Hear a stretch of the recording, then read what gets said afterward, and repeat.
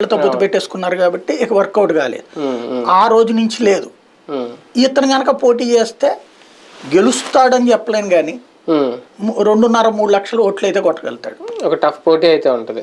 ఒకవేళ ముగ్గురు విడివిడిగా ఉంటే వైసీపీ, టీడీపీ, బీజేపీ, లేదు ఉమ్మడిగా ఉంటే ఆ అవకాశం రాదేమో, కేసు నేను చిన్నగా వెళ్తుందేమో.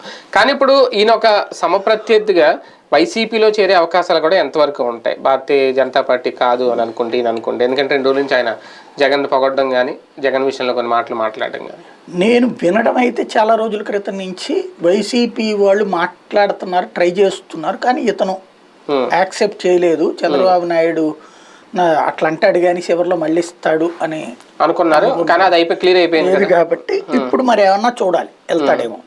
వాస్తవంగా వైసీపీకి కూడా సరైన క్యాండిడేట్ లేడు కదా. కానీ ఈ సామాజిక న్యాయం ఏదైతే ఉందో అది ఇటువంటి వాళ్ళని రాకుండా గేట్లు క్లోజ్ చేస్తుందా వైసీపీ?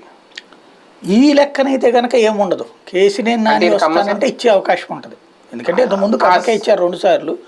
ఇప్పుడు ఇంకా సరైన క్యాండిడేట్ ఎవరు దొరకలేదు వాళ్ళు, నాకు తెలిసి వైసీపీకి లేరు కాబట్టి. అంటే విజయవాడ వరకు ఆ క్యాలిక్యులేషన్స్ ఉండవా? ఆ ఎంపీ స్థానం వరకు అట్లాగనే ఏం లేదు. ఇప్పుడు కొన్ని చోట్ల రెడ్డినే పెడతారు. అదేలే ఈక్వేషన్ అక్కడ సరైనటువంటి ప్రత్యర్థి కాపు దొరికారు అనుకోండి, మంచి కాపు. ఇప్పుడు ఫర్ ఎగ్జాంపుల్ వంగవీటి రాధా నేను చేస్తాను